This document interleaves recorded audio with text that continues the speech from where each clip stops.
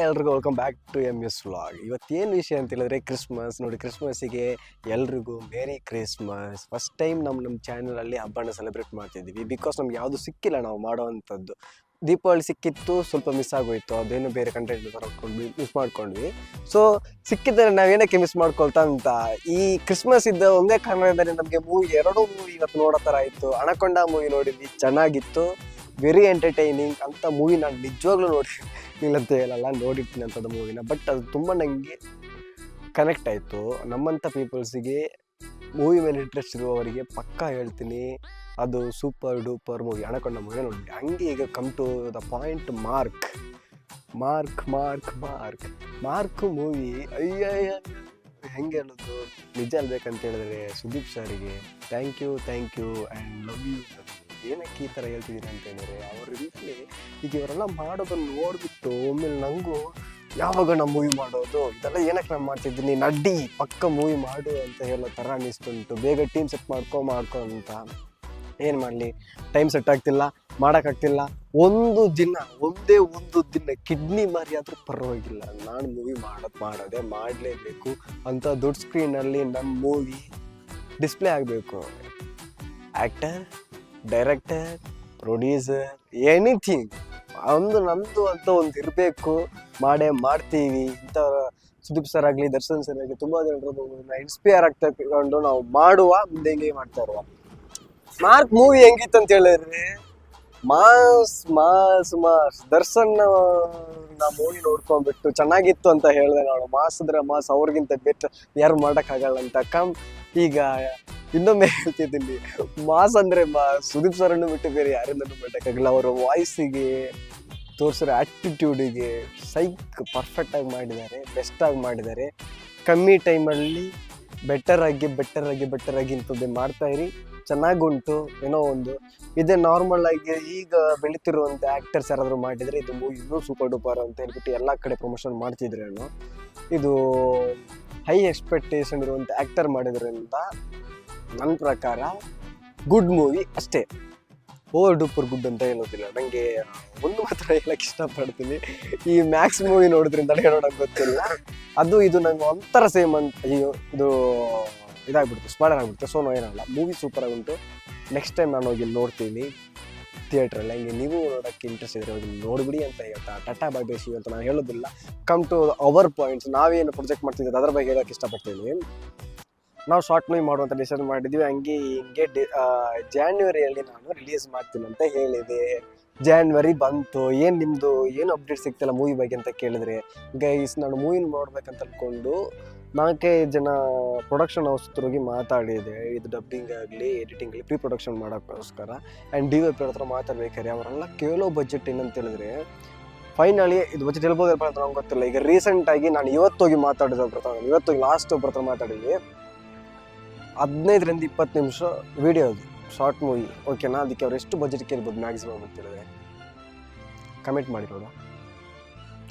1.5 ಲಕ್ಷ ಕೇಳ್ತಿದ್ದಾರೆ ಗೈಸ್. ಅರ್ಥನೇ ಆಗ್ತಿಲ್ಲ ನಂಗೆ ಏನಂತ ಹೇಳ್ಬಿಟ್ಟು. ಸೊ ನಾನೇನು ಡಿಸೈಡ್ ಮಾಡಿದೆ ಅಂತ ಹೇಳಿದ್ರೆ, ಅವರಿಗೆ ಟಾಟಾ ಬಾಯ್ ಬೈ ಸಿ ಯು ಅಂತ ಹೇಳ್ಬಿಟ್ಟು ಸೀದಾ ಮನೆ ಬಂದು ಕುತ್ಕೊಂಡು ಚೇರ್ ಹಾಕ್ಕೊಂಡು ಫ್ಯಾನ್ ಹಾಕ್ಕೊಂಡು ಸರಿಯಾಗಿ ಮಂಡೆ ಥಿಂಕ್ ಮಾಡ್ತಾ ಹಂಗೆ ಮಲ್ಕೊಂಡ್ಬಿಟ್ಟೆ.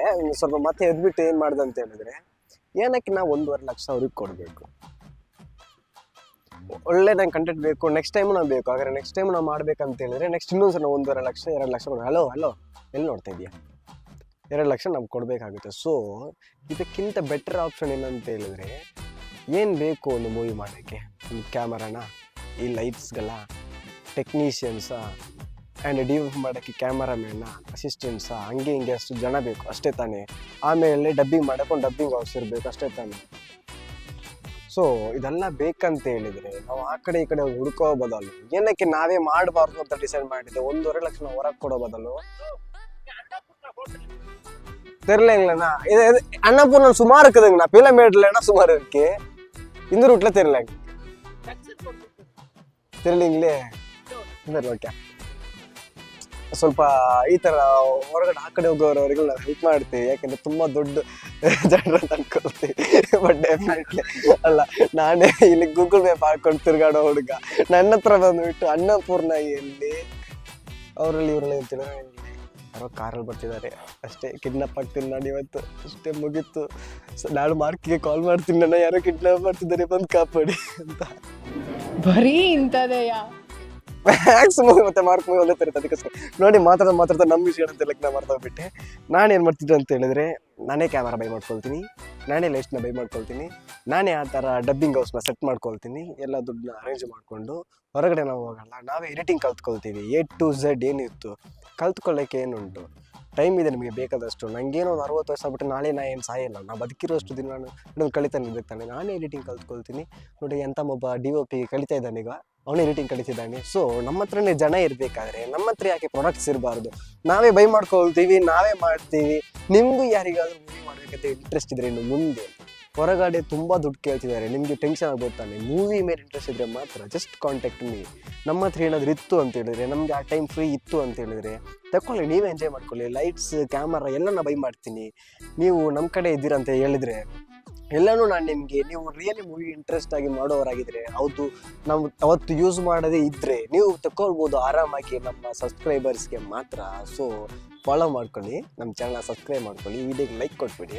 ಯಾಕೆಂದರೆ ನೀವು ಲೈಕ್ ಕೊಡೋ ಮೇಲೆ ನಾನು ಮೋಟಿವೇಟ್ ಆಗ್ತೀನಿ, ನೀವು ಸೂಪರ್ ಡೂಪರ್ ಆಗಿ ಪ್ರಾಡಕ್ಟ್ಸ್ ಬೈ ಮಾಡ್ಕೊಳ್ತೀನಿ. ಮನೆ ಕಡೆ ಆ ಕಡೆ ಈ ಕಡೆ ಎಲ್ಲ ಹಾಕ್ಕೊಂಡು ಒಳ್ಳೊಳ್ಳೆ ಕಂಟೆಂಟ್ ನಿಮ್ಮನ್ನು ಕೊಡೋಕ್ಕೆ ಟ್ರೈ ಮಾಡ್ತೀನಿ. ಪಕ್ಕ ಯಾವನಾದ್ರೂ ಬಿದ್ದು ಸಾಯ್ತಾನೆ. ಈಗ ಎಂಥ ಡ್ರೈವ್ ಮಾಡ್ಕೊಂಡು ಸಾಯ್ತಾರಪ್ಪ, ಒಂದು ಬೆಲ್ಲ ಡ್ರೈವ್ ಮಾಡಿ ಹೆಂಗೆ ಹೇಳ್ತಾ, ಅದೇ ಬೆಲ್ಲ ಡ್ರೈವ್ ಮಾಡಿತಿರ್ಬೇಕು ನೋಡಿ. ಇದೇ ಡ್ರೈವ್, ನೋ ಸೇಫ್ ಡ್ರೈವ್ ನೋದಲ್ಲ. ಏನು ಹೇಳಕ್ಕೆ ಬಂದೆ ಅಂತ ಹೇಳಿದ್ರೆ, ಬೇಸಿಕಲಿ ಇದು ನಿಮಗೆ ಹೇಳೋಷ್ಟು ದೊಡ್ಡ ಜನ ಅಲ್ಲ, ಬಟ್ ನಾನು ಹೇಳೋದು ಏನಂತ ಹೇಳಿದ್ರೆ, ನಾವು ಮಾಡುವಂಥ ಕೆಲಸದಿಂದ ಸೆಕೆಂಡ್ ಟೈಮ್ ಹೇಳ್ತಿರೋದು, ನಮಗೆ ಏನಾದರೂ ಪ್ರಾಬ್ಲಮ್ ಇಲ್ಲ ನನ್ನ ಪ್ರಕಾರ, ನಮ್ಮಿಂದ ಬೇರೆಯವರಿಗೆ ಏನೂ ಆಗಬಾರ್ದು. ಇದು ಕರೆಕ್ಟ್ ತಾನೇ ನಾನು ಹೇಳಿರೋದು. ಸೊ ಇದು ಏನಕ್ಕೆ ಹೇಳ್ತಿದ್ದೀರ ಅಂತ ಹೇಳಿದ್ರೆ, ಹೋಗೋ ಬರೋ ಎಲ್ಲ ಕಡೆನೂ ಸಿಗ್ರೆಟ್ ಎಳಿತಾ ಕುತ್ಕೊಳ್ತಾರೆ, ನಿಂತ್ಕೊಳ್ತಾರೆ.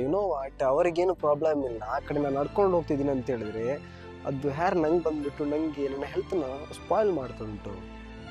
ನನಗೆ ಯಾರು ಹತ್ರ ಸಿಕ್ಕಿರು ಕೂತ್ಕೊಂಡಿದ್ರು ನಾನು ಹೋಗಿ ಹತ್ರ ಮಾತಾಡ್ತೀನಿ. ಬೇಸಿಕಲಿ ನಾನು ನಿಮ್ಗೆ ಏನು ಹೇಳ್ತಿದ್ದೀರಿ ಅಂತ ಹೇಳಿದ್ರೆ, ನೀವು ಕುಡಿತೀರ ಅಂತ ಹೇಳಿದ್ರೆ ತಿಕ್ಕ ಮುಚ್ಕೊಂಡು ಮನೇಲಿ ಕುಡೀರಿ, ನೀವು ಬೇರೆಲ್ಲ ಹೋಗಿ ಸಾಯಿರಿ. ಆ ಕಡೆ ನೀವು ನಮ್ಮಂಥ ಒಳ್ಳೆ ಹುಡುಗರಂತ ನಾವು ಹೇಳ್ತೀವಿ, ನಾವು ಒಳ್ಳೆ ಹುಡುಗರಲ್ಲ, ಬಟ್ ನಮ್ಮನ್ನು ಬೇರೆ ಯಾರ್ದು ಒಳ್ಳೆ ಹುಡುಗರು ಅವ್ರನ್ನ ಜೀವನ ಹಾಳು ಮಾಡಿಬಿಡಿ ಅಂತ ಹೇಳ್ತಾ, ಗಾಡಿಲೂ ಹಾಗೇನೆ ನೀವು ಹಿಂಗಿಂಗೋ ಓಡಿಸ್ಬಿಟ್ಟು ಅಪೋಸಿಟ್ ಇರೋರಿಗೆ ಡೇಂಜರ್ ಪ್ರಾಬ್ಲಮ್ ಮಾಡಬೇಡಿ ಅಂತ ಹೇಳ್ತಾ, ಪಟ್ಟ ಬೈಸು ಪೊಲೀಸ್ ಬರ್ತಿದ್ದಾರೆ, ನಮಗಿನ್ನು ಬೈತಾರೆ ಪಕ್ಕ.